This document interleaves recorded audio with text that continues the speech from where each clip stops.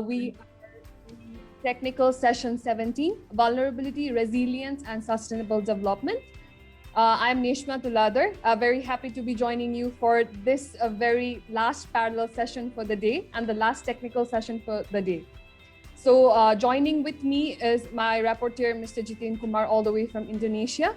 So without taking much time, let's jump into today's very last technical session in Hall 1 for today. First of all, please help me in introducing our co-chair, Mr. Sangam Shrestha. Professor Sangam is a professor and the head of the Department of Civil and Infrastructure Engineering and a program chair of Water Engineering and Management Program at AIT. He's also the visiting professor of Beijing Normal University in China, University of Yamanashi, Japan, National University of Laos, and Stockholm Environment Institute, Associate of Stockholm Environment Institute. Next up, we have Dr. Puvadol Doidi, Assistant Professor, Kasisart University. He is an assistant professor at the Faculty of Natural Resources and Agro-Industry, based in Sakon Nakhon Province, Kasisart University, Thailand. He is an alumni of ASEAN US Science and Technology Flow. His research is on flood mapping and damage assessment using GIS and remote sensing. Now he is in the Water Energy Food WEF Nexus Coordinator at Kasisart University. Welcome, respected chairs. Before I hand over the session to the respected chairs, I have some key points to be clarified and put out. The Zoom session is currently being recorded. The recorded session will be made available on request. Please mention to us if you have any objection or so. We have 10 presentations in line. The technical session chairs are requested to announce the presentations and respective presenters. Since we have 10 presentations in line, we will be playing the pre-recorded videos from AIT itself. The question, answer, and discussion will be taking place at the end after all 10 presentations are done. The participants can post their questions in the chat box and the presenters are requested to answer the questions that are directed to them. If not, we will have the discussion at the end. Thank you very much for being so patient. Over to you, chairs. Thank you. Yeah, thank you, Nisma, and good evening to all the participants and presenter of this technical session number 17, which is called Vulnerability, Resilience, and Sustainable Development. Although this is the last parallel session of this symposium, but I think this is very, very important session because we will be hearing a lot of, research and findings from several countries from the Asian region about what is the vulnerability of the natural system and also the man-made system, and what are the adaptation strategies that are being implemented to mitigate the impact of climate change induced disasters. So it's very, very important session, and I'm moderating this session with my colleague Dr. Puvadol. I think Dr. Puvadol, do you want to say a few words before we start the session? Good afternoon, Dr. Sangam. Thank you very much that invited me to be your partner for the co-chair for this session. Thank you also Dr. Indrajit Rao for the organizer, the head organizer. Nesma, also everyone that have working together. Yeah, today we have a 10 speaker, and then I would like to request Dr. Sangam to taking care for the 5 speaker first, and then the left I will handle on that, and then as we discussed already with Dr. Sangam, we have a 10 presenter, and we have a time maybe 8 to 10 minutes each, so that we have to follow up the instructor so that we can have a good question at the end. Yeah. Thank you, Dr. Sangam, and then we can contribute some comment and share idea later on. Thank you. Right. Yeah. Thank you, Dr. Puvadol. So without further ado, I would like to request the presentation from the presenter. I would like to call upon the presentation from Mahir Tazwar. He will be presenting his research entitled "Are All the Adaptive Interventions Sustainable?" or case study of Gabura Union, Bangladesh. Cyclone Amphan left Disney, the biggest freshwater source of Gabura Union Is it of clear now? Satpura, inundated under saline water, which left around 800 Yes, we can hear now. and Pashimari Thank you. Mauja waterless for almost a month. Talking about a feature article of National Daily newspaper, Dhaka Tribune, about a commonly used water source in the coastal belt. Greetings everyone, this is Mahir Tazwar, the presenting author of the study. I am an undergrad student of the Department of Disaster and Human Security Management of Bangladesh University of Professionals. Our study topic was, are all the adaptive interventions sustainable? A case study of Gabura Union, Satkhira, Bangladesh. Our objective of this study was to assess the sustainability of the existing water adaptation practices. Our study area was Gabura, a union of Shamnagar Upazila under Satkhira district in the division of Khulna, Bangladesh. Gabura Union is an isolated landmass. Due to its geographic position, it is considered as one of the most vulnerable areas. The impacts of climate change is widely visible here. Almost every year it faces tropical cyclones and storm surges. Our study was a qualitative study. We have collected data from both primary and secondary sources. As primary data collection, we have performed field survey, interviews, informant interviews, focus group discussion, and GPS point collection. And as secondary data, we have collected satellite images from Sentinel-2 image of January 2020 and intense literature review. With all this data, we have performed both qualitative and GIS analysis, where we had ring buffer analysis and piece and polygon analysis. After the analysis, the outputs were mobility map, pairwise ranking, severity map, proximity analysis, and sustainability scale. Before diving into this result and discussion part, let's see what are the causes of water scarcity of Gabura Union. We have found two different sets of factors behind it, natural causes and human causes. In natural causes, geographic location, climatic factors, frequent tropical cyclones and storm surges are prominent.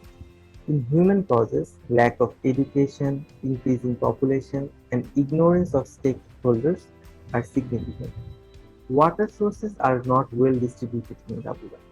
We have performed a ring buffer analysis and piece and polygon proximity analysis, where we found a 0.5 kilometer ring buffer does not cover almost the most of the settlement. In the ring buffer of 1.5 kilometer covers most of the settlements, which means a person needs to walk a long distance to collect water. On the basis of settlement density, number of water sources, field observation, focus group discussion, we have developed a Mauja-wise water scarcity severity map, where we can see Dumuria has the extremely high water scarce severity and Boro Gabura has less water scarce severity. The present available water sources are sweetwater pond, shallow tube well, pond sand filter, solar deep tube well, and water treatment plant. Based on the rainfall pattern, dependency of these water sources varies. Here we can see in the monsoon season, people mostly depend on the rainwater as it is free of cost and is adequate to meet up their needs for a long period of time. However, the size of the reservoir and the family determines how many months they can use the collected rainwater for drinking purposes. We have done SWOT analysis on all the available adaptation practices. For sweetwater pond, we have seen it is much susceptible towards extreme events, especially storm surges. For shallow tube well, we have seen it's available in all 4 Maujas but active in only 2. because of salinity intrusion in those areas. It has a strength and opportunity of being accessible during disaster situation if it's constructed in a higher platforms. Rainwater harvesting is available and active in all four modes. It is not only one of the purest source of water in Gabura, but also saves times and labor of women and gives them opportunity for other works. But high construction cost visualizes the socio-economic stratification of the society. Consent filter is available in all four modules, but is only active in one module because of lackings in technical maintenance. Less durability, high maintenance and installation costs are the main weakness of it. We can see presence of an active solar deep tube well only in one module. The main strength of this source is it can serve a large population and can create earning opportunity for the water producer. Water treatment plant is only available and active in two modules. This is filtered and purified form of water. Its susceptibility towards storm surge or any other power cuts acts as the main weakness of it.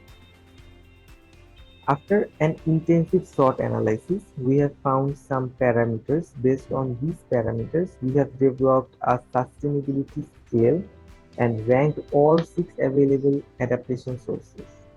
For example, if we consider the cost parameter, the water treatment plant and solar deep tube well requires a daily or monthly basis subscription fee, whereas rainwater harvesting requires only one-time initial installation fee.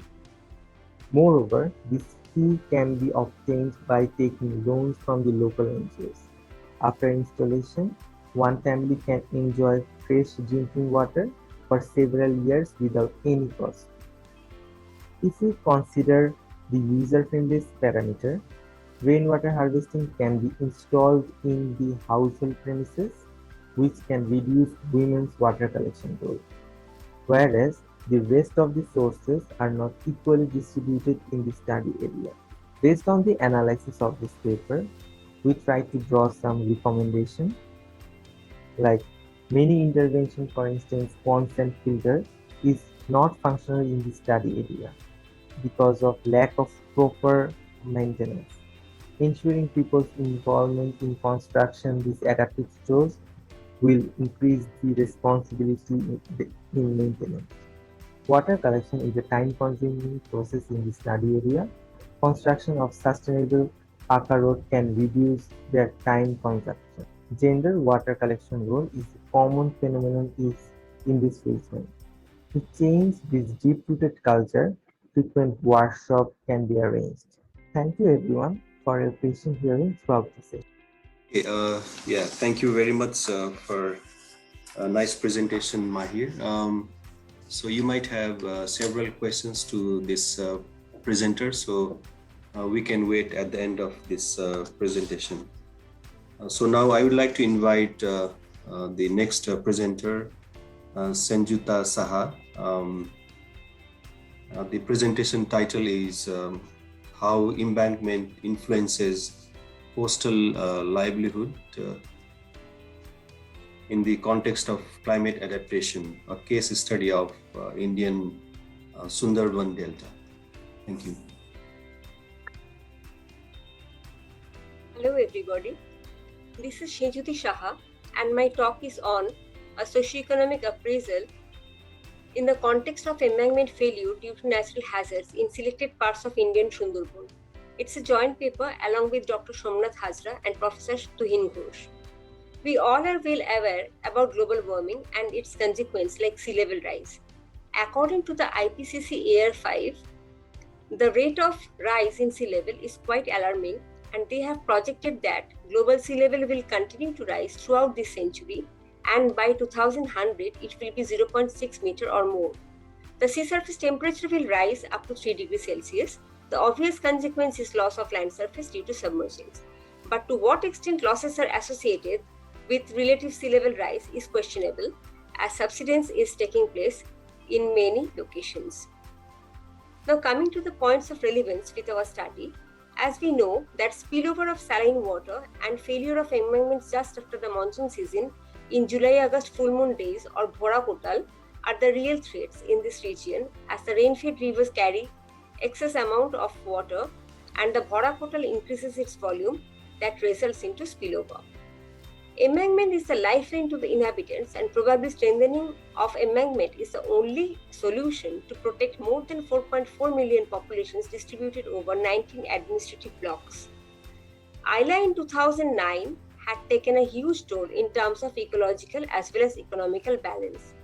It had surpassed all previous records of damages, and that attracted us to focus on Sundarban. Later we find the frequency of severe cyclone has increased over the Bay of Bengal, and we have witnessed more and more loss due to Bulbul, Amphan, and very recently Yash. These snaps show how cyclone or spillover bring devastation to the inhabitants of Sundarban. The objective of our study was to understand the interdisciplinary nature of the river dynamics, soil characteristics, bioreserve, structure of the society, demography, etc., and also tried to examine the status of the embankments and the possible alternatives of their maintenance. Our concern was towards formulation of a policy to sustain such a huge population so that cyclonic storms would do no harm to the dwellers further. Our study area comprises of South 24 Parganas part of Sundarban, though among the total of 19 blocks, 6 lies in North 24 Parganas. If we look into the parameters for development, we see in all aspects the northern counterpart is well ahead than the southern counterpart, like literacy rate, education index, human development index, gender development index, and only exception is poverty index. That helped us to focus on South 24 Parganas.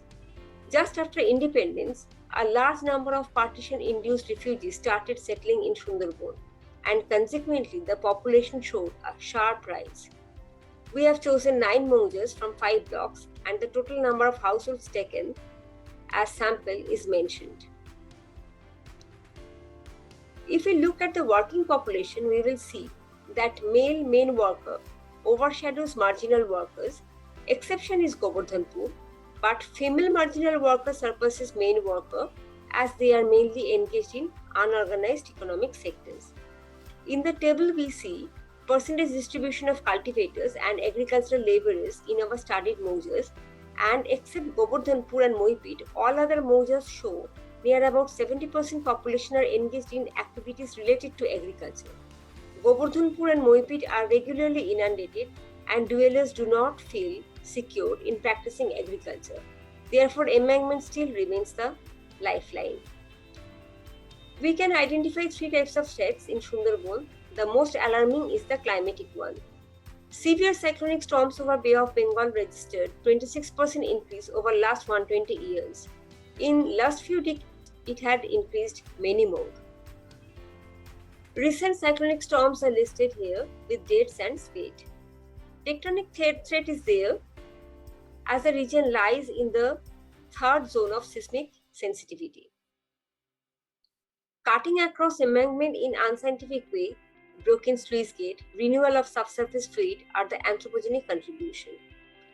Imageries of Sagar block from different years 2005, 2009 and 2010 helped us to get idea about the situation of the block before Ayla, just after a few months of Ayla, and 1 year after the devastating cyclone.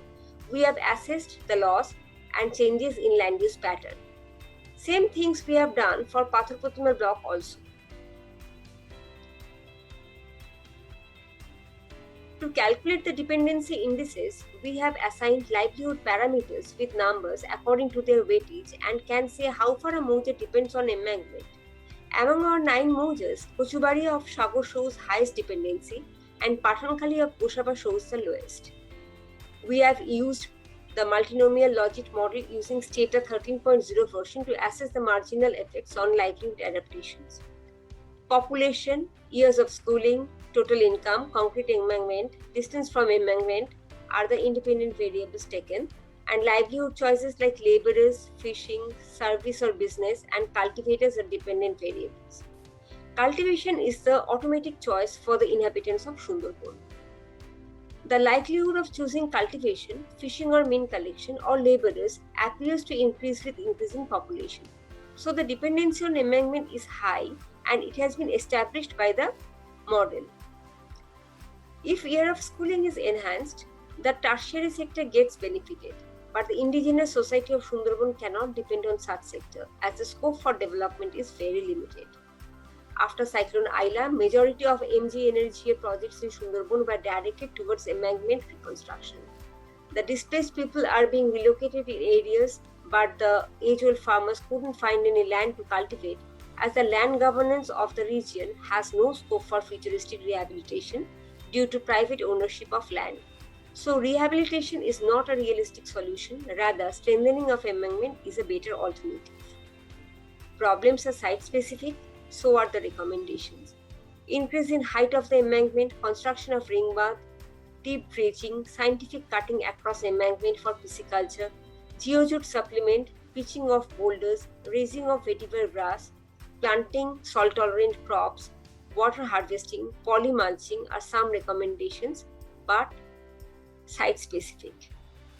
To get rid of the problems like spillover and water stagnation, rejuvenation of the old channels, inland water bodies, and reconstruction of elevated embankment are much needed.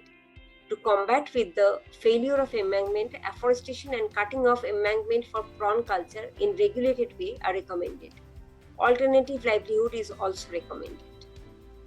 The method applied here to come out with dependency indices of measures on embankment is indigenous and unique attempt. No earlier study has been found to deal with all these parameters taken into consideration and applied any such methodology to establish dependency on embankment. These two methodologies were used for 9 measures but can be replicated for entire Sundarban region or other coastal or deltaic settings to formulate implementable policy for sustainable socio-economic benefits. Thank you.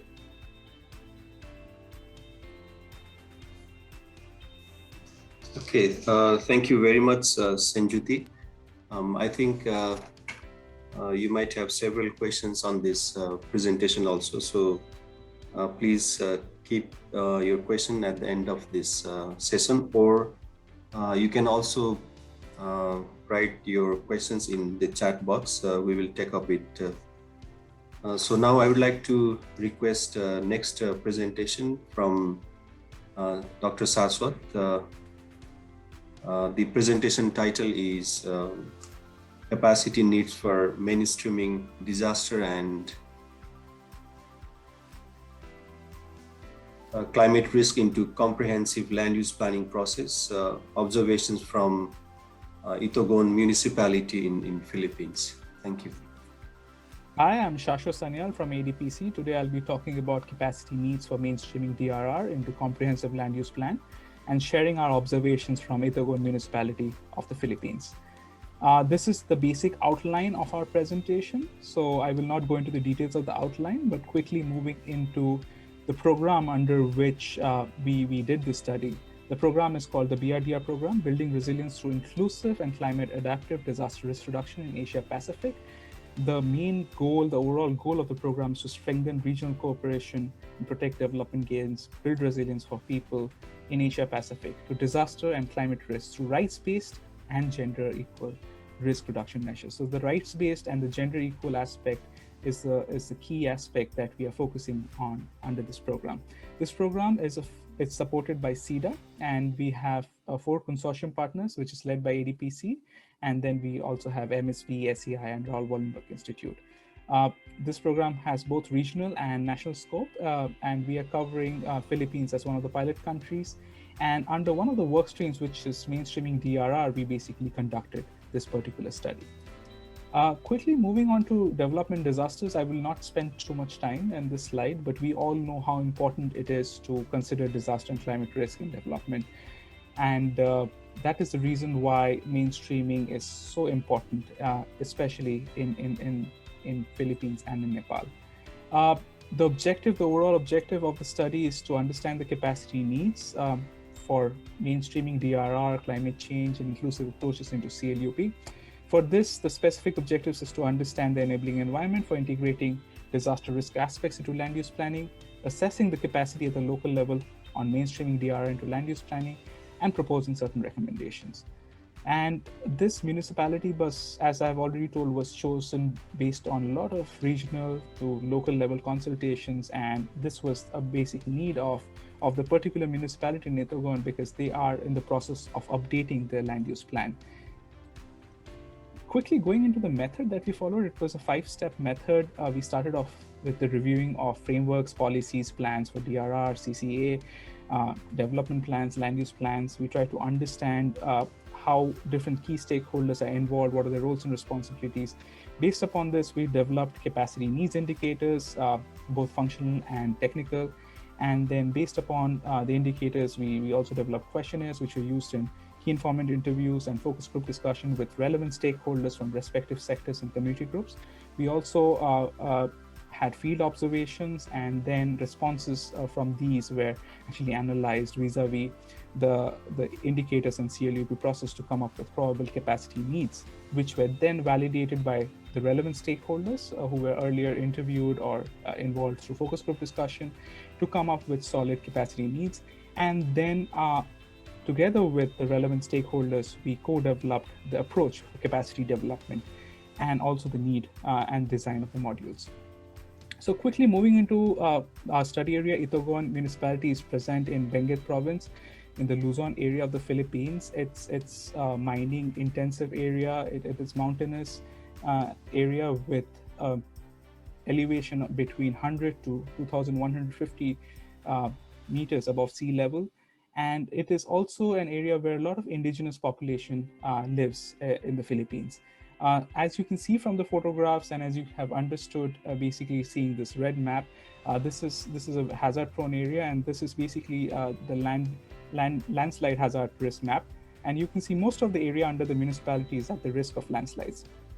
There are also risk of earthquakes because a fault line is passing through Benguet and Itogon, and also there are certain sinkholes in some barangays under Itogon municipality. Quickly moving ahead into the findings. So we found that there is an enabling environment in the Philippines. Philippines is very proactive in its effort to mainstream disaster risk and climate risk into land use plans from the provincial to the local level, and it is enshrined in the Climate Change Act and the Republic Act. And there are a host of other policy instruments which also try to emphasize this. There are also a lot of guiding documents which are developed by different agencies with regards to land use planning. It's HLURB, and there is a specific guidebook which only talks about mainstreaming DRR and CCA into the 12-step process of formulating a CLUP. However, there are issues with actual implementation of these guidelines because of lack of technical and functional capacity at the ground level. Although there is a good understanding in Itogon about the requirements, about the roles, about the procedures, and about the importance of land use plan as a whole for sectoral development plans. But there is limitations with regards to coordination among line departments, the complexities arising out of overlapping proclamations, like there are a lot of mining patents, there's a lot of ancestral domain, and which leaves a very less amount of land which is alienable and disposable. And this is the challenge that the municipality has to deal with the lack of land.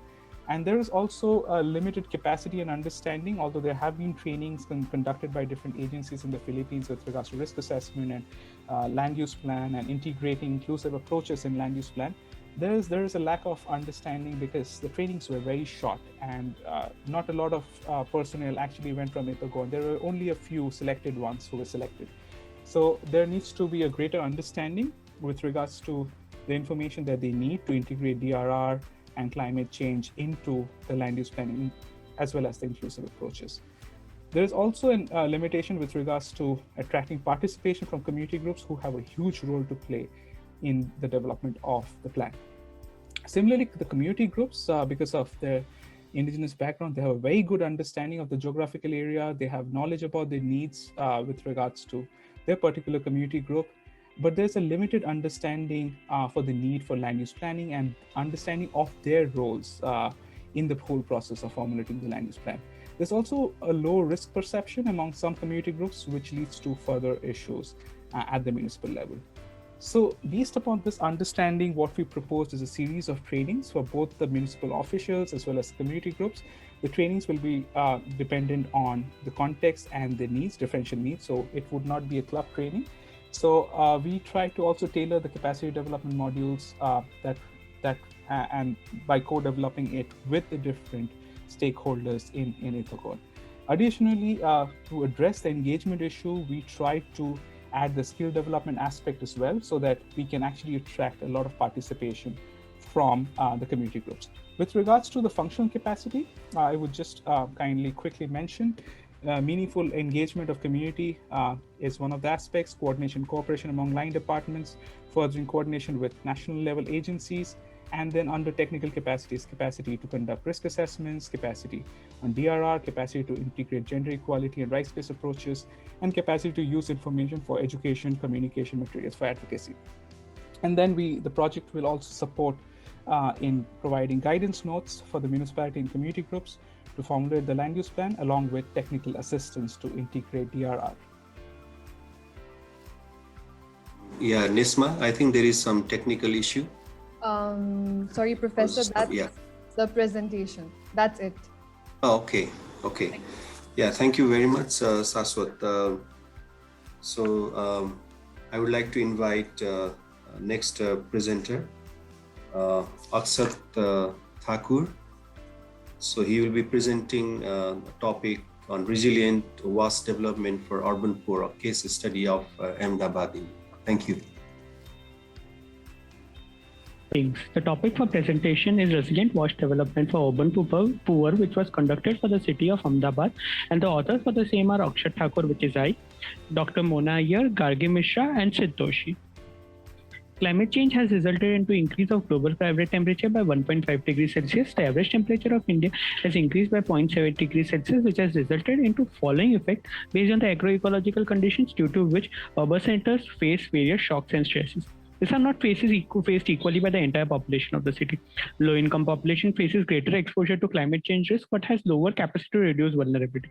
Therefore, there is a need to develop a community-level resilience for urban poor settlements to reduce sensitivity and risk for fragile population.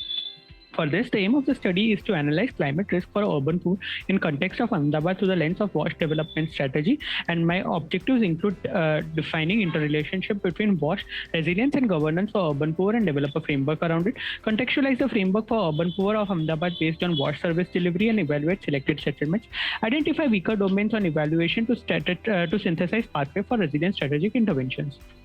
The study was done keeping urban poor in center.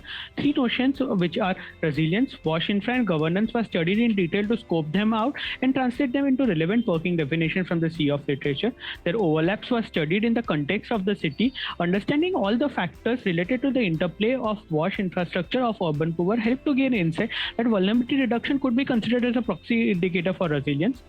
Based on this insight, various definitions and relationships of vulnerability were explored as per the reference of various toolkits, and relevant key domains were identified, which are tenure, comprising of tenure, security and housing condition, basic service, which primarily looks at the status of wash service, this water supply, solid waste collection, etc. Mobilization and partnership, which looks at the community's ability to form partnership within the settlement as well as neighborhood communities for service provision, upgradation or complaint redressal. Disaster management capacity, which looks at social security net that exists at community level.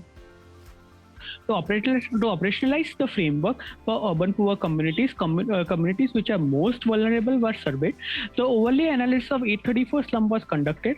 The first parameter was to identify the area which was more flooding, which was done by creating digital elevation model and stream flow analysis. Highlighted regions are those which has the maximum possibility of flooding. Number of slums remaining after this criteria were 157. The next criteria is land surface temperature to determine the urban heat island effect. To identify the slum facing maximum heat vulnerability, the land surface temperature was created based on imagery on the day closest to the highest temperature, which it can be seen that is not a very effective parameter. So few slums which near the lake bodies were removed. Number of the slums remaining after this parameter were 100. The third parameter of wash coverage, data of water and sanitation access was input on GIS based on secondary literature, and cumulative score was traffic lighted based on the percentage of household in the settlement having access to various services such as access to drinking water, no access to toilet, sewer connection and garbage collection. Based on overlay analysis, 7 slums were selected, where first 3 were outliers, which are Purushottam Nagar and Om Nagar na Chhapra, which have more than 100% access to toilets, and Nagori Kabristan ni Chili, which is 100% kacha houses but 100% water connection. Other 4 slums were selected based on rankings from each of wash coverage, one from each criteria. The Ganga Doshini Chali is considered to be best, and Saurashtra Society na Chhapra was considered to be worst in terms of scoring. Other 2 slums were average slums. Or before the final survey, a reconnaissance survey was done to verify their final locations. Detailed survey was conducted based on questionnaire formed of 4 parameters. It was conducted by doing focus group discussion and interviews of the residents of these communities. This slide shows the result of tenure parameter. 6 out of 7 settlement had tenure security, with majority of houses in the community being pakka in nature, except Saurashtra Society na Chhapra, where as per the resident, it was established as a squatter colony and hence the encroachment status. It was observed that access to low interest loans acts as an incentive for housing upgradation. Similarly, survey was conducted for basic service, where it was observed that low water availability in summer months. Although the water supply is uniform, it might not be an indication of water supply issue, but inadequate water storage issue. It was overcome by private water tankers whenever required. Sewer choking, infrequent waste collection, waterlogging during monsoon were also considered prominent issues. For mobilization partnership, communities such as Ganga Doshini Chali can be considered a model for the same, where 8 nearby settlements have come together to form a neighborhood known as Thakurwas and had influence on local corporation for basic service provision. While talking about disaster management capacity, no settlement displayed any prominent features. None of the settlement had formal disaster management plans. Almost all settlements had grain or food support during lockdown months. No additional COVID measures were reported. For synthesis based on literature review from framework and evaluation metrics is prepared, inspired upon various ladder of sanitation and adopted from ladder of building transformation and resilience in informal settlements.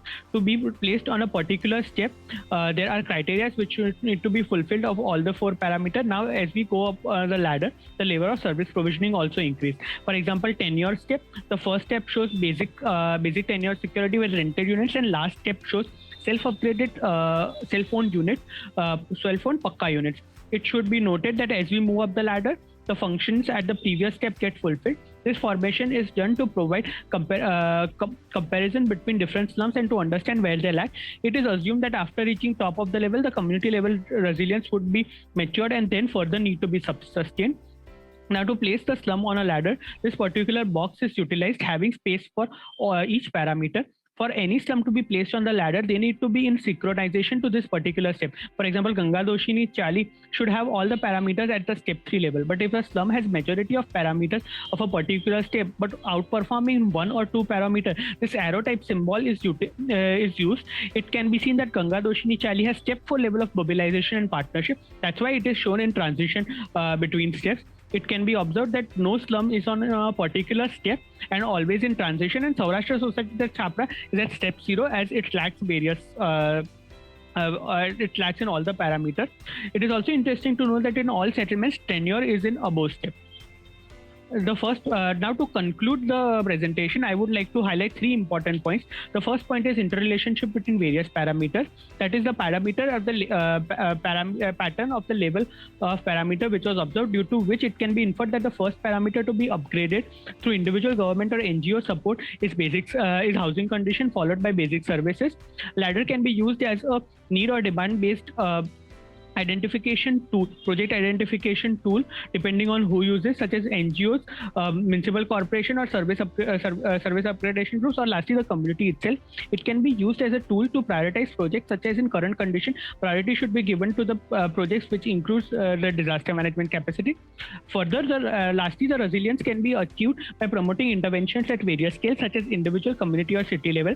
The study looks at the community level resilience for urban poor settlements, but individual resilience could be achieved by following the same methodology for more engagement in participatory manner. As for the city level interventions, for certain city level, certain interventions are mentioned based on earlier parameter of basic service, mobilization, partnership, and disaster management capacity, as they are significant for building desirable holistic climate resilience for urban poor settlements. Thank you.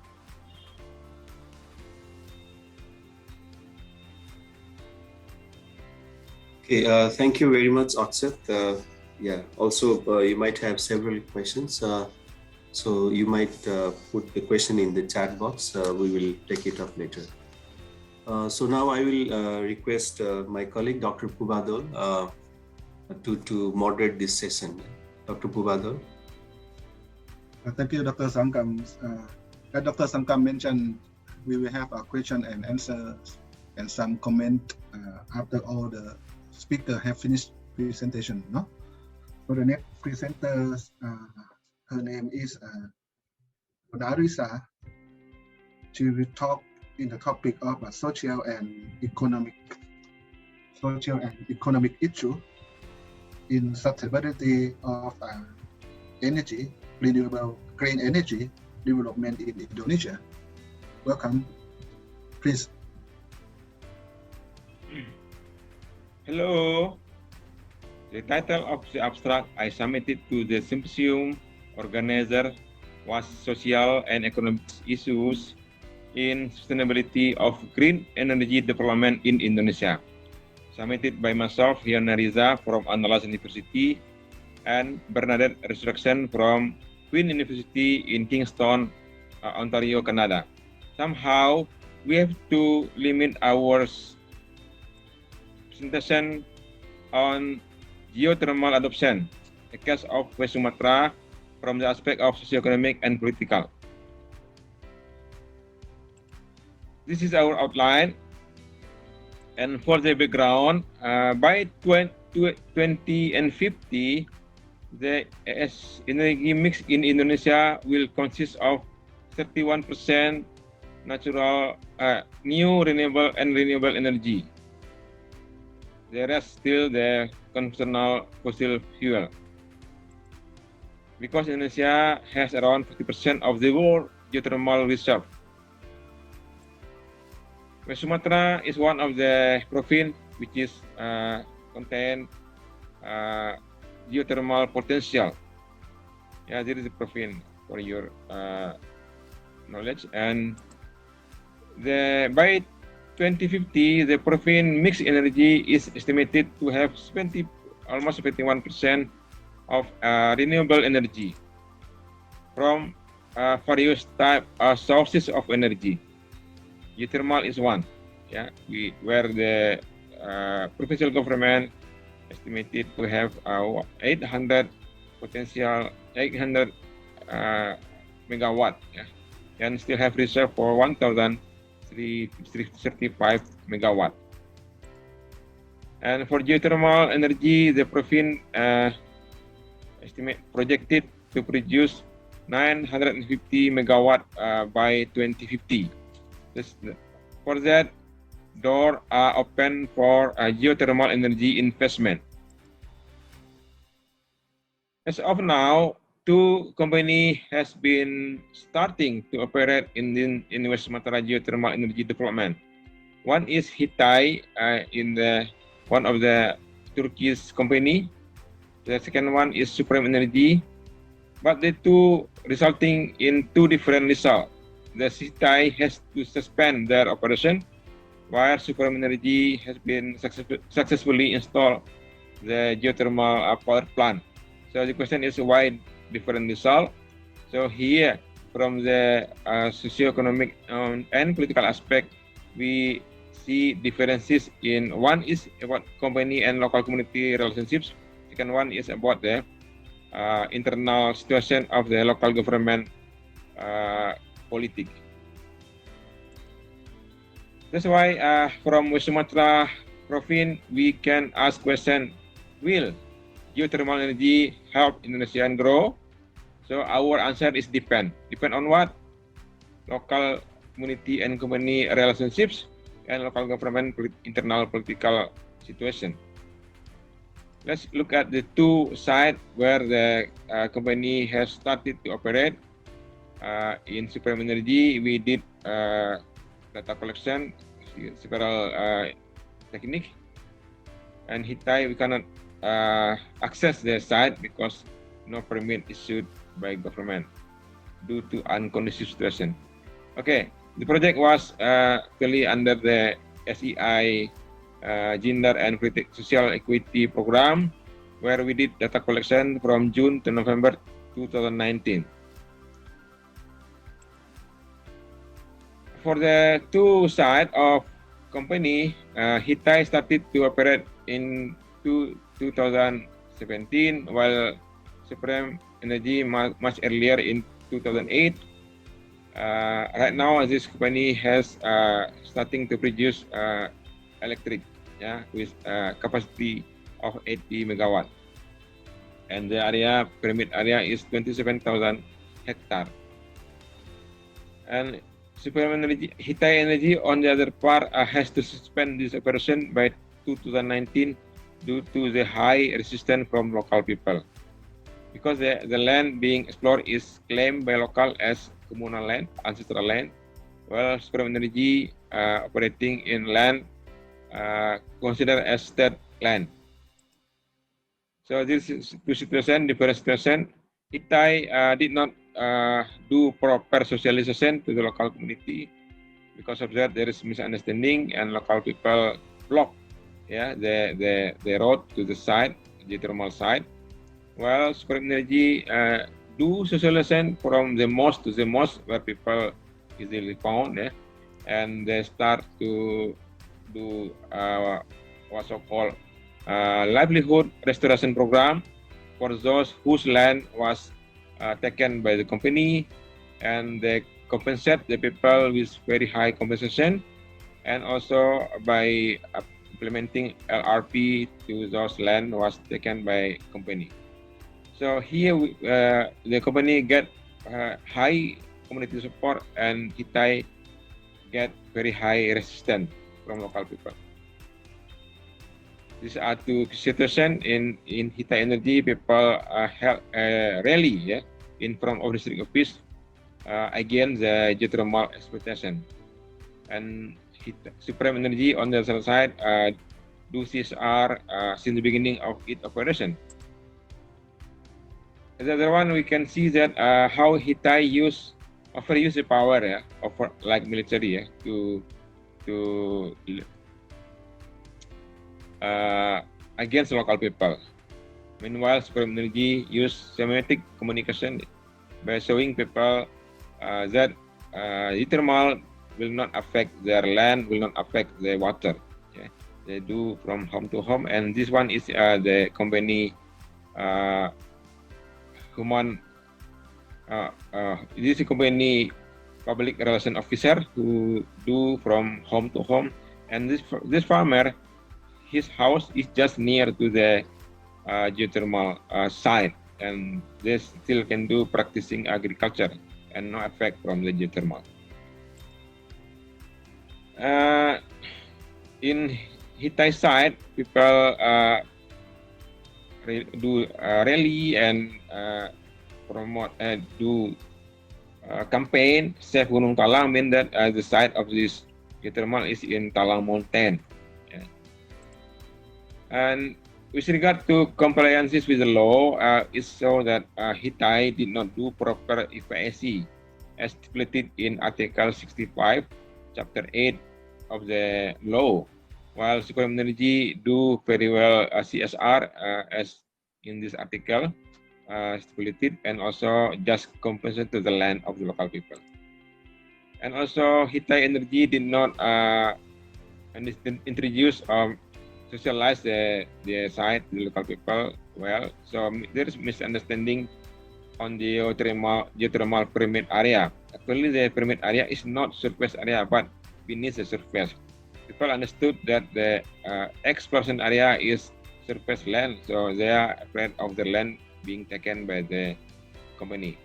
Meanwhile, Supreme Energy, as stipulated in the law, Article 51, should carry out CSR and community development. So the last one is there is actually also differences between two sides.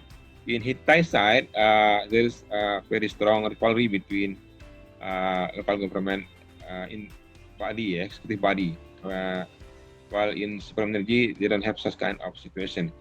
In this case, because although the energy permit is issued by central government, but recommendation must be got from the local government. So that is the issue. The head of district issue recommendation, but the vice head of district against the recommendation. We don't know what behind the recovery because of this company. Okay, so to the conclusion, we say that depend on what? Depend on local support, of course, yeah, community and local government, especially in US Sumatra, where the land is claimed by people as their communal land. Thank you very much. Thank you very much, Pak Yonarisa from Indonesia. Yeah, very good. Yeah, the presenters are trying to discuss with us in energy geothermals that very good focus on the relationship amongst the peoples and engineer companies, something like that work together, do not disturb the local people when they construct the geothermal, not disturb soil or water, something like that. So that maybe a lot of questions will come later on after this, like Dr. Sangkam mentioned, that we welcome question after finish all the presenter, no? So next, I would like to invite our next speaker. The name of speaker is P. Lira. Will talk in the topic of systematic review of a strategy for urban plannings in a tsunami area. Please welcome, and I think we enjoy this one as well.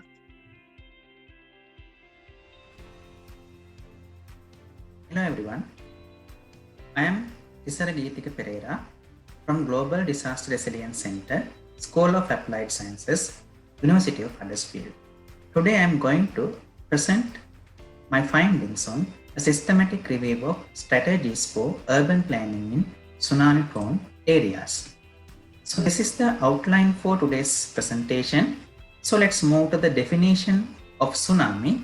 A tsunami is a series of waves caused by earthquakes or undersea volcanic eruptions. So as you see in this picture, the earthquake caused the ocean floor to collapse, and at the final stage, the tsunami reaches the shore, causing severe flooding and extreme currents. And then let's think about tsunami on coastline. So the effects of a tsunami on a coastline can range from unnoticeable to devastating. The effects of a tsunami depend on few characteristics, especially on the seismic event that generates the tsunami, the distance from its point of origin, and its size. So when we consider about the impact on tsunami, so there are major destructions of shorelines and coastal cities, and there are so many deaths and diseases, and also environmental impacts can be also identified after these tsunami events. So then, let's try to identify tsunami and urban planning. Normally, cities fuel the economic growth and development of a population, and also they are considered as hotspot for natural disasters.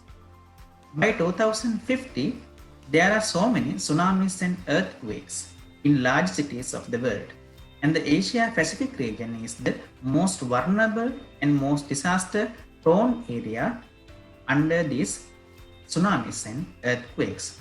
So urban planning, which is focused on attempting to improve the plan's function and management of cities and areas, has a clear role to play in disaster mitigation. So the research gap for this research is, to date, there has been no systematic review on the literature examining the existing urban planning strategies for tsunami-prone areas. So my research questions is, what are the existing strategies for urban planning in tsunami-prone areas? So the research objective is to identify and better understand the type of urban planning strategies that can be used to mitigate disaster risk in tsunami-prone regions. So as a systematic review, this is the methodology and the Prisma flow chart of the research from the identification process and the screen process and inclusion process. So after the identification of suitable sources by databases like Scopus, Summon, and Web of Sciences, and screening those databases and find out the most suitable one, and using exclusion and inclusion criteria, finally I found 56 studies that can be included for the review process.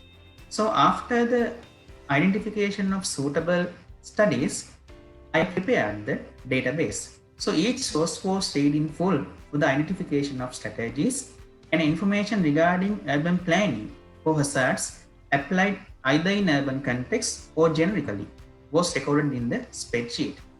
Each source was given a unique ID for the identification purpose. And the spreadsheet was organized by columns including the author, area, effects, and other important things. So this is a part of that data extraction table I prepared for this systematic review. So let's move to the findings. So the first thing is the location of the study. So as you see in this table, there are so many areas considered about urban planning in tsunami prone areas. And there are so many studies under Indonesia, Sri Lanka and Chile. Because of the vulnerability of tsunami events, these countries have identified urban planning as a main factor to consider for further research. So there are so many research in Indonesia, Sri Lanka, Chile and also from Japan and India. And when we consider about the urban planning, we can identify three aspects: physical, social and environment. So this table includes the physical aspect of urban planning. So as you see in this table, there are so many literature sources on evacuation sites, especially in urban planning. And land use planning also a main concern in this physical aspect of urban planning. And also there are some important key areas like urban physical growth planning, sustainable housing, green steel and also early warning systems. So then let's move to the social aspect of urban planning. So here the most prominent studies are on community participation in urban planning and also institutional collaboration. And there are some other research like resident satisfaction, physical and mental health, education improvement and marginalized groups in planning as well. So the third one is the environment aspect of urban planning. So as you see in this table, there are few studies about the environment aspect of urban planning with tsunami prone areas. So major of the research include ecology and urban planning, and there are some other research like healthy coral reefs, mangroves, coastal forest and coastal dikes. So the conclusion of this systematic review and the preliminary study is the finding shows that tsunami can have a significant impact in coastal areas, but these threats can be partially addressed through proper urban planning. And the majority of studies have focused on land use planning, infrastructure planning, and the physical aspect of urban planning. And also evacuation planning and digital technology-based planning also prominent in this systematic review and under the literature. And many studies address the physical and social aspect of urban planning as well. And there's a lack of research on the role of urban planning in population growth and resilience. And this important thing is there are only very few studies that consider environmental perspective in urban planning. So it should be included in further research on environmental perspective of urban planning for tsunami prone areas. So this is my presentation and the conclusion is like this, and thank you for your attention. This is my bibliography for today's presentation. Thank you. Thank you, Mr. Pirilas. Thank you very much for your presentation regarding to land use, particularly for the urban planning that maybe have the impact from the natural hazards that not occur every year, no? But if happen, it's really big, no? Like a tsunami in Indian tsunami also impact in Thailand. No? So that this one maybe have a question so that you can leave. Dr. Sankam will lie you the chat to invite you to leave the question, no, regarding to any issue that you want, no. Okay, I would like to invite next speaker. Her name is his or her name is Nikhil, no? Nikhil S. If I pronounce wrong, I'm sorry for that. She will talk in the topic of a sustainable water conservation technique, for livelihoods in the tribal community of in India, no? This one about water conservation, please. Greetings everyone, I am Nikhil and my presentation is about the topic, the sustainable water conservation techniques for the livelihood of tribal community of India. So let's move on to the presentation. Okay, basically the idea of sustainable development arose during the 1980s. Tribal communities are an integral part of India and there are more than 461 tribes in India, out of which 174 are distinguished as subgroups and 212 tribes are found in various parts of the country. The Goan tribe is the biggest tribal group of India with a population of over 12 million and the smallest tribal community being the Andamanis with a population of just 19. According to 2011 census, tribals establish about 8.61% of the total population of the country. The biggest groupings of native people groups are found in the 7 states of Northeast India and the central tribal belt extending from Rajasthan to West Bengal. The greater part of the scheduled tribes population is packed up in the states of Madhya Pradesh, Chhattisgarh, Maharashtra, Orissa, Jharkhand, and Gujarat. The scheduled tribes are notified in 31 states. The tribal population of the country, according to 2011 census, is 10.43 crores. And some of them live in rustic regions and 10% of them live in metropolitan regions. The decadal population development of the tribals from census 2001 to 2011 has been 23.6% against the 17.69% of the whole population. So these are some of the tribes found in India: the Sentinelist tribe, the Great Andamanis tribe, the Onge tribe, the Jarawa tribe, the Kama tribe, the Kadar tribe, and the Kurma tribe.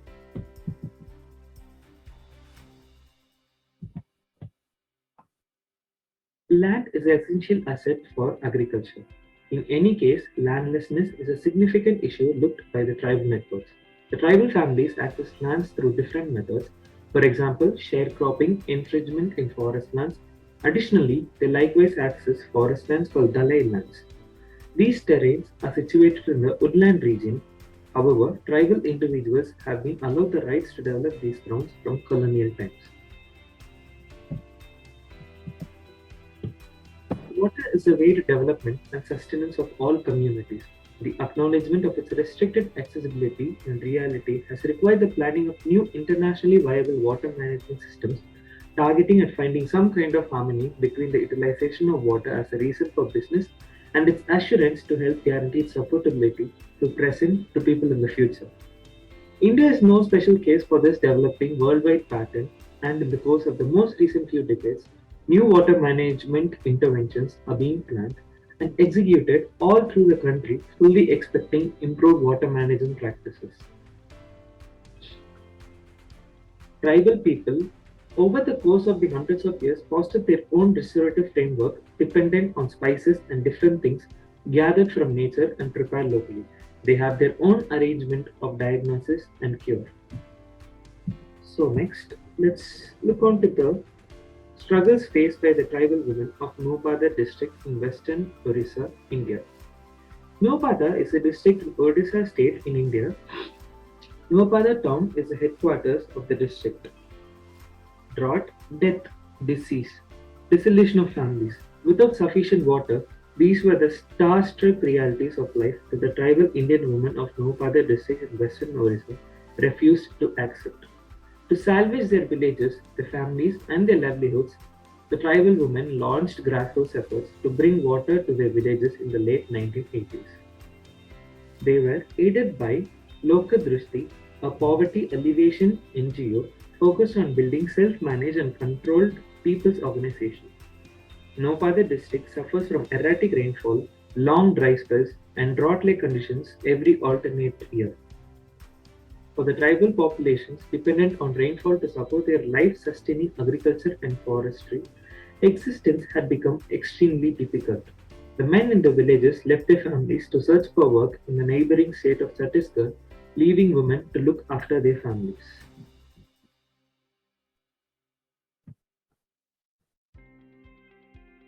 This seasonal migration added to the burden of the tribal women, now responsible for food production as well as the welfare of the children and elders. In 1985, approximately 86% of Norbada's population lived below the poverty line with an annual per capita income less than rupees 8,500, which is $200 per annum. In the year 1985, the NGO Lokadrashti was created. On the village level, Lokadrashti organized groups aimed at educating local people on their rights and entitlements, water users societies, and Samaj Vikas Mahila Samitis, also known as Women's Development Committees. As a result of these efforts, today, registered independent people's organizations headed by tribal women are a strong force for positive change in 152 villages in Noapada. These tribal women's organizations have taken on a number of initiatives in partnership with Lokadrashti. One of their major priorities is the management of water, and their successes to date have been impressive. Next, we'll look on to the Apatani tribes of Zero in Lower Subansiri district of Arunachal Pradesh. Apatani tribe is unique for its history and its traditions. They follow a unique agricultural practice where the intention is to maximize the utilization of resources. They utilize land available for agriculture very judiciously for cultivation. Even the agricultural plot funds are used for millet cultivation. The water utilization is highly organic and optimal to the best level. The Apatani are known for the meticulous care they take of their agricultural fields. The tribe is rich and high in cultural values with highly enrooted practices through which they take care of the agricultural land. This practice is unique to Arunachal Pradesh. The practice is highly sustainable and marks as a great practice that could be adopted in several regions of the country. So, to conclude, I'd like to say that since water is basic to life, the history of survival of tribal communities in rural India bears a testimony to the existence of innovative approaches and sustainable practices in water management. These are indigenously designed in history and passed on through generations as informal organizations, intricately enmeshed in the overall socio-cultural matrix. The findings regarding the ground realities of indigenous water management systems underline the need to rethink on the globally perceived notions about such arrangements in tribal communities. Water is probably the only natural resource to touch upon all aspects of human civilization, from agricultural to individual development to the cultural and regional values embedded in society. The centrality of water in human life has made it arguable that the ways in which it is conceived and valued, understood and managed, used or abused, worshipped or desecrated are influenced by the cultures.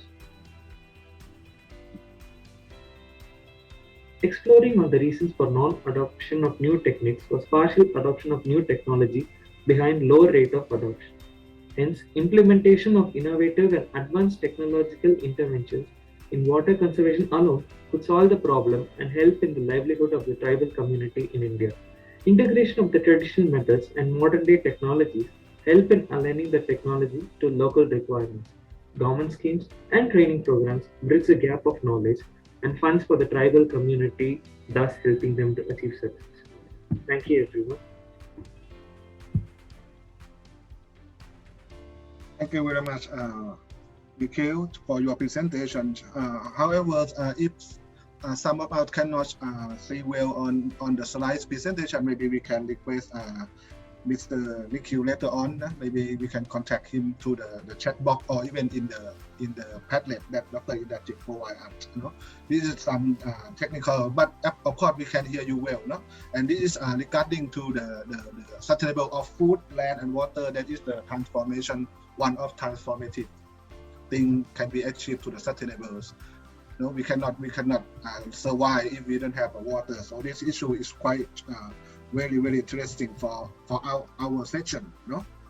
And then we can leave the questions later on. We will talk later. So I would like to invite next speaker. The name is Papia Guja. The title is Hazard Stress and increasing socioeconomic vulnerability in Indian Subsaharan region. Please. Hello all. Myself Papia from India. With due respect to all the presentees and all the participants in the second International Symposium on Disaster Resilience and Sustainable Development, I would like to share my work on hazard stress and increasing socioeconomic vulnerability in the Indian Sundarban region. Amidst this era of the COVID-19, we are facing not only the disruption from that of the different type of the viruses, but also this era has marked the implicit increase in the number of the natural hazards and its threatening impact over that of the human society and the life. Sendai framework thus repeatedly have suggested that the major factor is to understand what is disaster risk, and we must view, or we must have a vision to 2030 in order to develop a sustainable management model to reduce this disaster risk. The country from where I reside, that is India, had ranked 89th in the World Risk Index 2020. The factor is not that what its ranking number.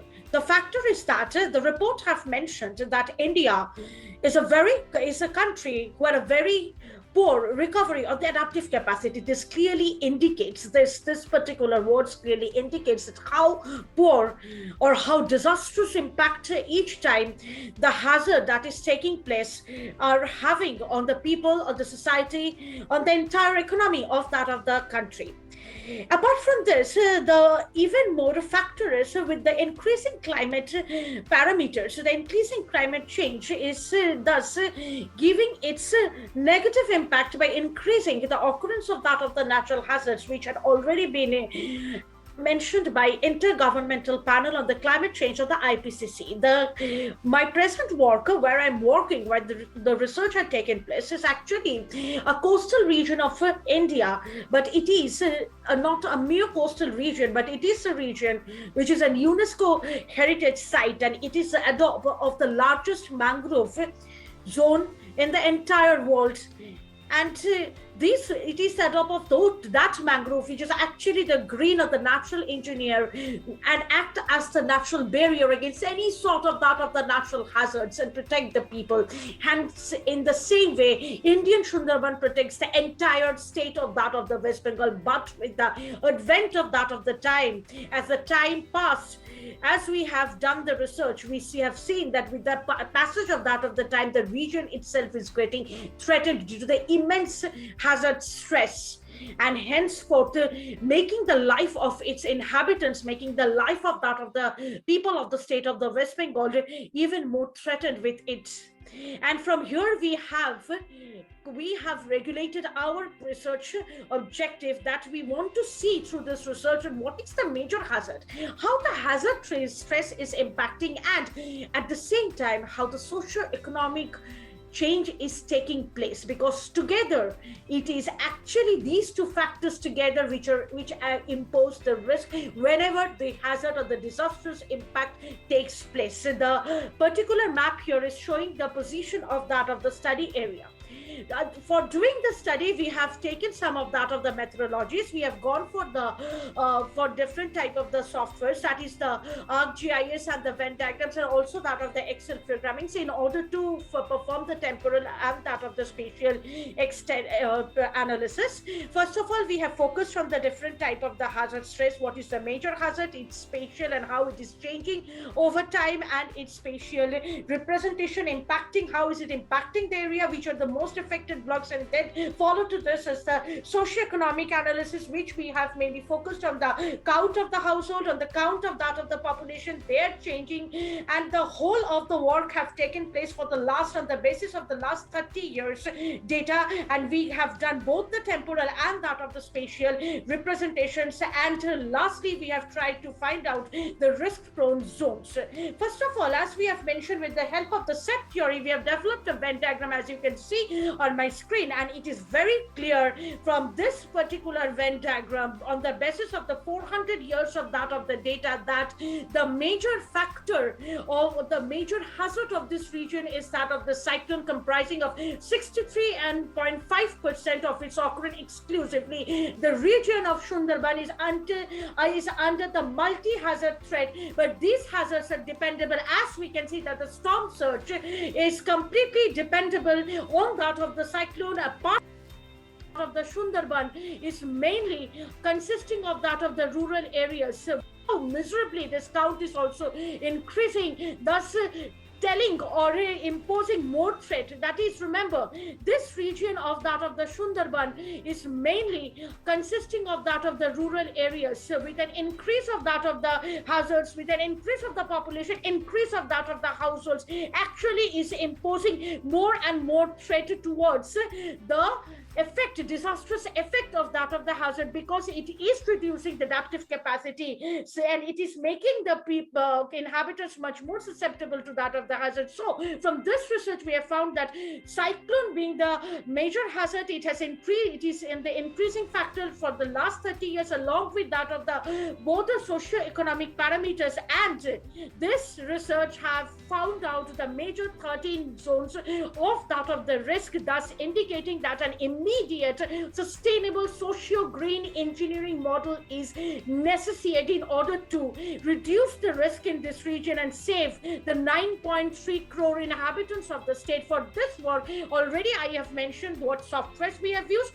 We are indebted for the delivery of the data to the government of West Bengal, India, for the census book, and to the Survey of India. And here, lastly, I would like to end my presentation by showing you the ground images of the Yas attack, which had taken place very recently in our coastal region, in the Indian Sundarban region. How miserably people are trying to combat, how miserably people are trying to cope up with this. And hence, it is a high time that every sphere of the society we come together, take the oath to reduce and this disaster sustainably and develop a world and create a zone where we can all stay safe and sound. Thank you.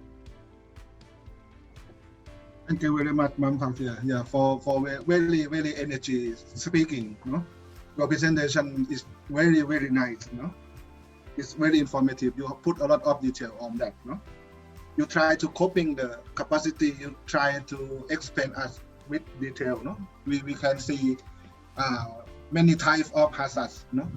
That occur in India. You're also using a GS, spatial temporal, spatial data, something like that to explain to us, no? Which is really interesting. No? I'm not sure, Dr. Sakam, shall we have some presenters after this? I please check, sir, Dr. Sakam. Yeah, thank you, Dr. Pubadul. Yeah, Nesma, are you there? Did you receive any presentation from the missing presenters? Not actually, Professor. No presentations further have been received. Thank you. Right. Okay.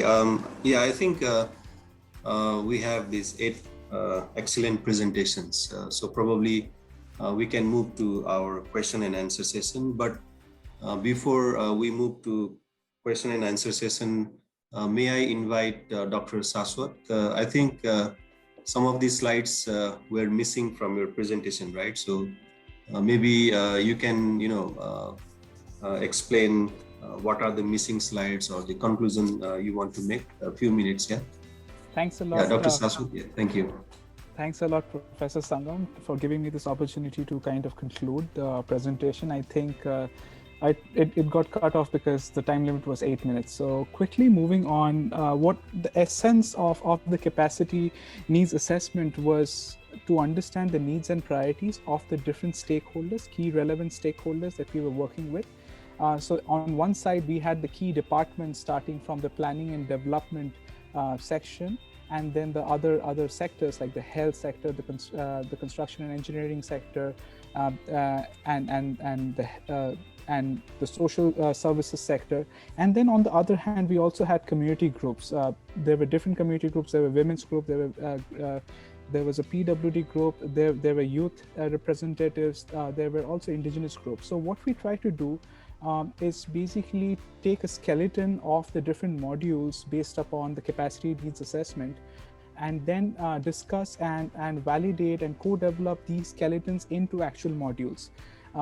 Oftentimes what happens is land use planning, disaster risk assessment, these are quite heavy terms for the actual community members who are participating in the process of developing the land use plan. So we try to deconstruct these heavy terms into something that's simple, and we also try to club the capacity development approach with some skill development approaches. For example, first aid or psychological first aid, which is linked to DRR, so that we can actually get community members to attend these capacity development initiatives that we'll soon be having in Itagon municipality of Philippines. Because of COVID and certain circumstances in Itagon, we couldn't actually carry them out. We are also developing kind of guidance note for each of these different groups, be it the government stakeholders or the community groups, so that it's kind of easy when they are actually in the process of updating the land use plan. They understand their differential roles and responsibilities, and they also understand why is it important, particularly for a particular community group. And lastly, because the municipality is quite proactive, they want to integrate risk factors. So our team here in ADPC and our partners as well, which includes SEI, RWI, and MSP, we are trying to do a risk assessment which can be integrated into the land use planning, along with integrating inclusive approaches when they do update their land use plan.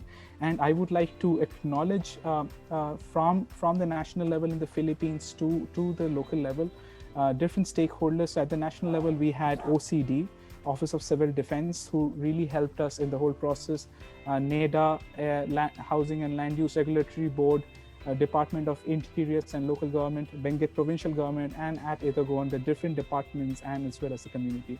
So thanks a lot, Professor Sangam. And Professor Sangam used to teach me climate change and water resources about 5 to 6 years back. So it's really good to be in a session which is shared by you. Thanks a lot, Professor Sangam, for giving me this opportunity. Yeah, thank you, Dr. Saswat. Yeah, it's very good to see you here. Okay, so now we move to the question and answer session. So I would encourage all the participants to put your questions in the chat box, or if you want to speak, you can, or we can unmute your microphone, and then you can directly ask the questions to the presenters. Okay, I received a couple of questions privately in the chat box also. So probably I will be, putting these questions. Yeah, if you allow me, then probably I can ask a couple of questions to the presenters also. Yeah, I think, Mahir, are you there? Yes, sir. Am I audible? Right. So thank you for presenting, various the options of the water sources in your city, and I would like to know that although you have presented several interventions to reduce the water scarcity in your area, so can you tell us how can you promote the adoption of these water intervention? I think you have proposed at least 6 types of the interventions, right? Includes the rainwater harvesting and others. Yes, sir. On basis of our field data, we have seen these 6 types of interventions, and among these 6, we tried to understand the sustainability and suitability of these 6 sources, like which one of these sources are more user-friendly than the others. Like if you consider the culture of the subcontinent, like the water collection is a gendered role. Women and children mostly does this job. So, sir, the adaptation practices must be women-centered, must be friendly to women. So we have found on basis of our field data, on basis of these 6 adaptation sources, only the rainwater harvesting and shallow tubewell, these two are the most convenient for the women, are most user friendly for the women. So we would definitely propose the authority to implement these more and more.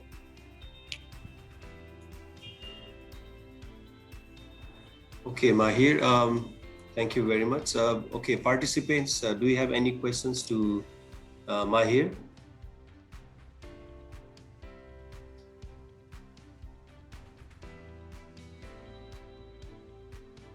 Okay, Dr. Pubadol, do you have any questions to the presenters? I interesting in how we wait for a while, no? In Bangladesh, no, in Bangladesh, and you are talking about the water scarcities. I want to know, no, Mahia, what is the total rainfalls, no, the total rainfalls in your country, and how do you plan to keep the water from the rain, something like that, no? Thank you. Sir, our study area is Gabura, which is a coastal region, and as we all know, the environment or the climate of coastal regions is more rain friendly. Like if we observe our seasonal dependency chart we have made, we have seen throughout the 12 months there are around 7 or 8 months are mostly raining. So as the rain pattern is most in the most of the months, so rainwater harvesting must be able to prevail all the water the user want. Yeah, thank you, Mahia, thank you. Thank you, sir. Yeah, good luck for your work, no? Congratulations. Yes, thank you, sir. Yeah, I think you are undergraduate student, right? So although, yes, sir. Yeah, right. So it's very impressive to see your work, although you are, undergraduate students. Okay, so I have a couple of questions for Dr. Yorinaza. Are you there? Dr. Sangam, Yonariza, you mean my name? Yes, For energy, geothermal energy. Okay. Right. So, yeah, I received some questions related to your presentation. So one of the questions is, what are the challenges to having renewable energy in Indonesia? I think it's a very general question. Yeah. Right. So first, let's talk about geothermal. Yeah. I compare two provinces. Yeah, West Sumatra and Bali. Bali is I don't know. In Bali, there is also high resistance against geothermal electric production because the people consider the mountain is part of the sacred site that you're not allowed to drill the mountain for the geothermal energy. So until now, some company in Bali also have problem with geothermal investment. But of course, in many, I don't know. In the biggest issue is now is about politics. If you see the energy mix by 2050, so the majority still fossil fuel, and it is also coal.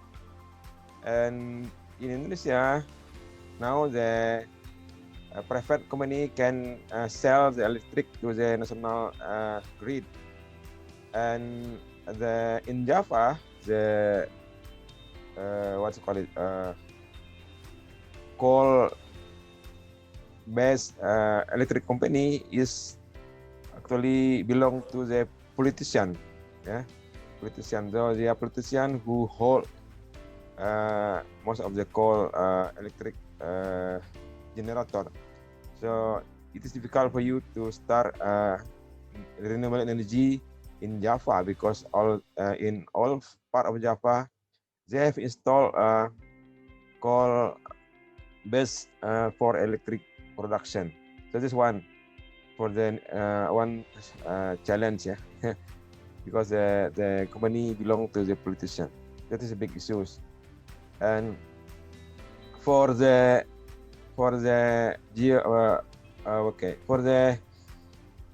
hydroelectric problem is that the government set up the price, which is not anymore now conducive for establishing the hydropower plant, and the price of the electric is fluctuating. So many investors now reluctant to invest in hydropower plant. Okay, that's all maybe for now. And about the policy, the supporting policy, the policy not yet toward the renewable energy. Yeah, you can imagine only 31%, by 2050. There is still the coal-based electric production. That's it. One, I think. I hope I'm answering your question. Yeah. Thank you, Dr. Reza. Okay. Participants, do you have any questions to the presenters? Dr. Saswat, any questions from your side? Not at this point in time. Thanks a lot, Professor Sanyal. Yeah, I see Papia. Are you there? Papia Guha, are you there? Yes, sir. Okay. You have presented very nice work on the hazard stress and its impact on the socioeconomic vulnerability, right? So can you tell us a bit about how to improve this resilience of those community towards this hazard stress region? Are you planning to study on this some of the strategies for the community to reduce the hazard stress? So basically, we are having a project. It's a RUSA project from central government, where we are trying to develop a soft engineering structure, where there will be an amalgamation of the concrete as well as the natural figures, that is green, that is mainly the mangroves of the region, and with the involvement of the community out there, because already different type of the NGOs are working. State government have taken the initiatives, and directly our CM have asked and welcomed the different type of the strategies so as to enhance the resilience of the people.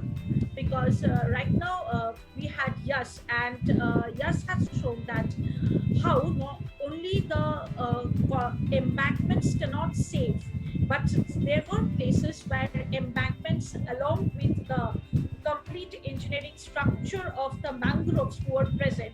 At those places, there were the impact was quite less. So the resilience or the plan that we are having is to develop a soft engineering model in order to save the people or the region out there. So this is right now we are working on, and we are also on our regular field visit, though some stoppage due to the COVID situation right now.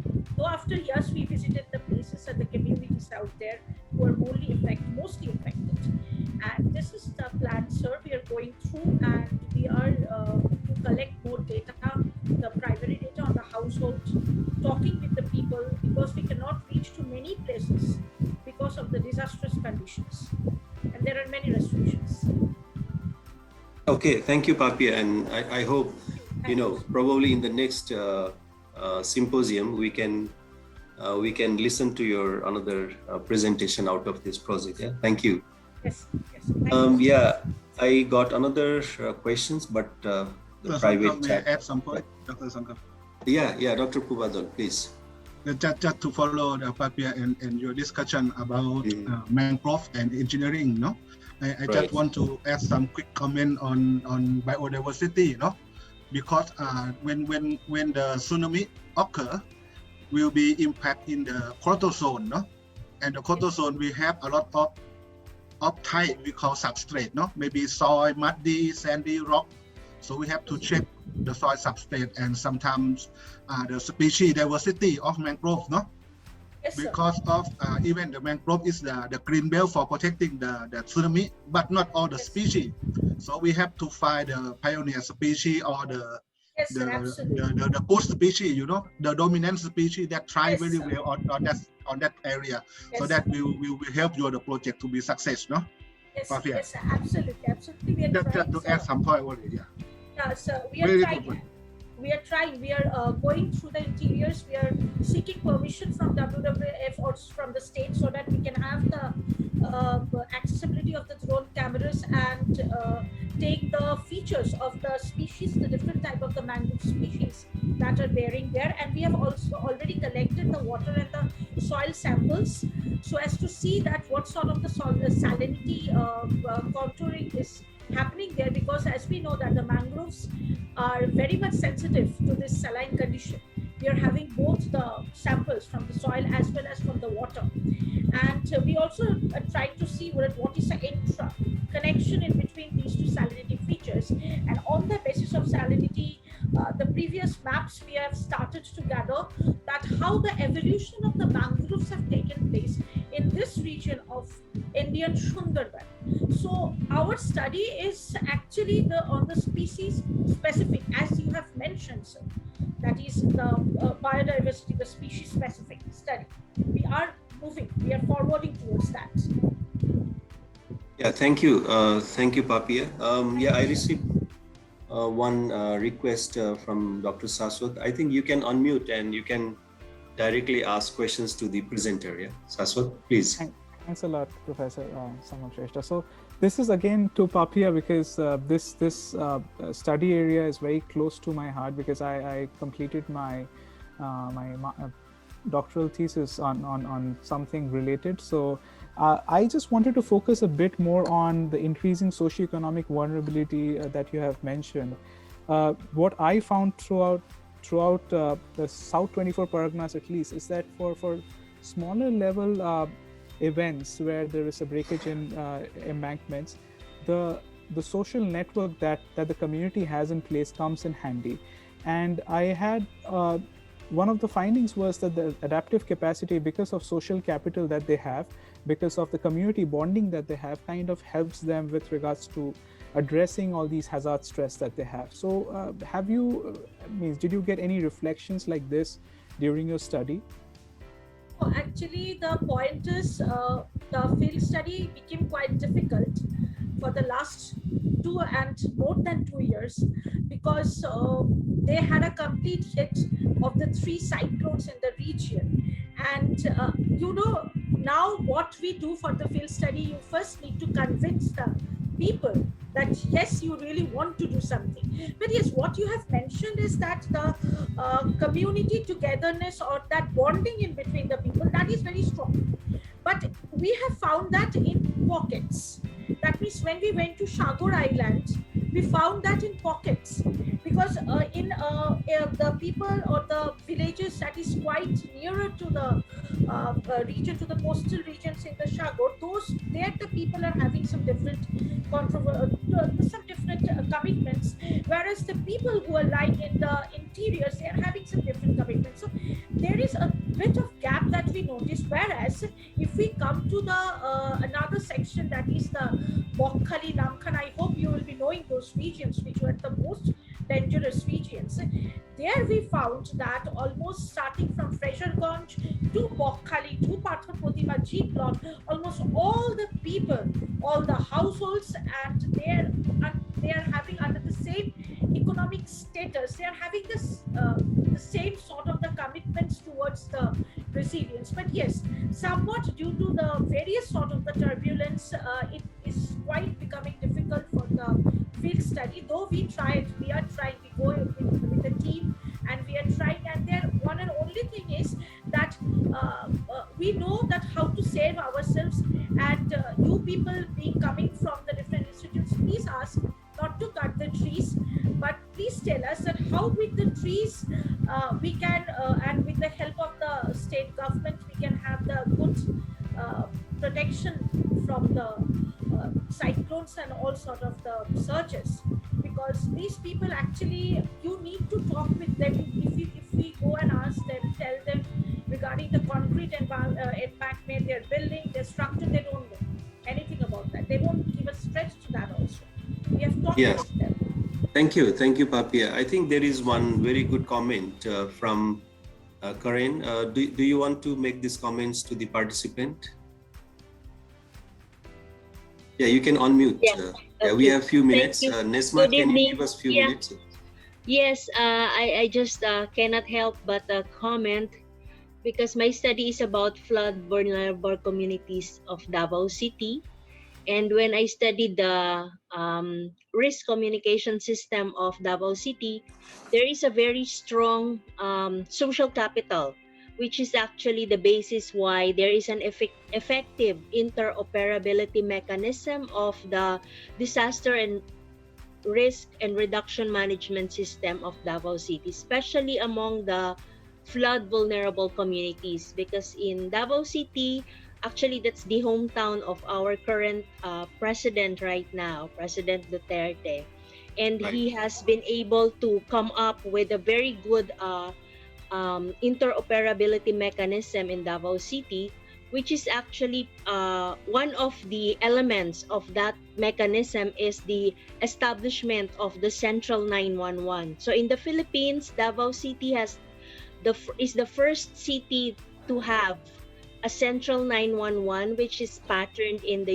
US.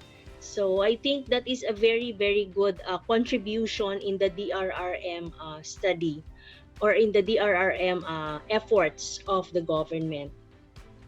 Yeah, thank you, Karen. Yeah, that's very good comments. I think our time is almost over. We are supposed to end by 7:15 Bangkok time, but we are over by 1 minute. But I just would like to summarize, the session.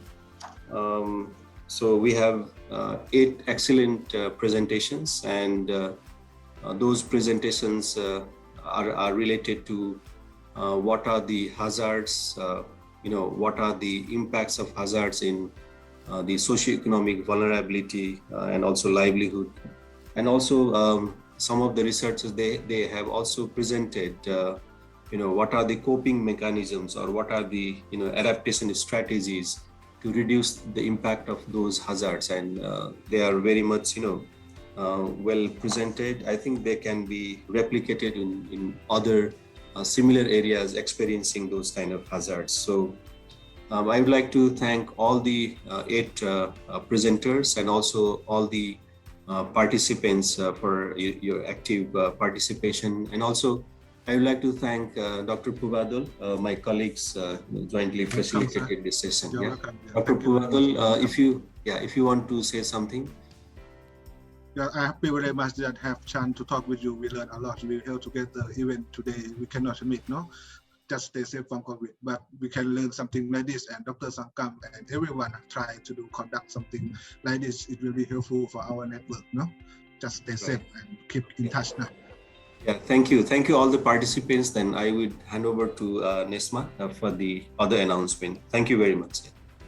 Thank you very much, respected chairs and participants, for such an engaging session. I think Professor Sangam has done half of my job, but still I'd like to thank all the both our respected co-chairs and the participants for concluding today's technical session and our very last parallel session as well as technical session. So I guess we're heading for a short break because at exact 7:30 Bangkok time, we will be having the very final keynote session 4 for today, which will also be moderated by Professor Sangam Shrestha. So please stay along with us. Before I leave and you guys have a short break, there's a certain announcement to be made that please do visit the networking lounge via Padlet. I guess I was looking through the website and I could see in the Padlet of such engaging discussions happening in the poster presentations as well as in the networking lounge as well. So I know the forum here in between the technical sessions couldn't have a much longer discussions, in some due to presentations, in some because the discussions were so interesting and wanted to be continued, but because of the timings we couldn't. But please be notified that this discussion can be carried out in the networking lounge. And as announced by the chair, this networking will be open for an extended period of 3 months. So this will give us an opportunity to connect more and share. So thank you very much, ladies and gentlemen. Thank you all the participants. Thank you, respected co-chairs. See you in exact 10 minutes.